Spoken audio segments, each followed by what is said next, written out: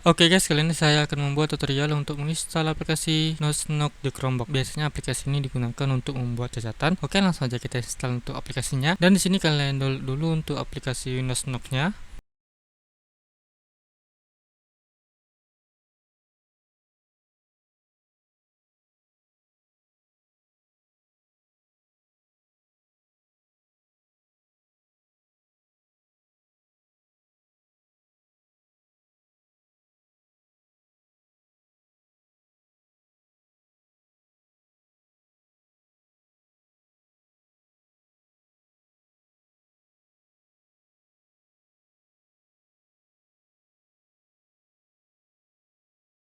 Oke, setelah kalian download, lalu di sini kalian masuk ke file, lalu download dan kalian kopikan untuk file Nosnoknya dan kalian pastikan di file Linux.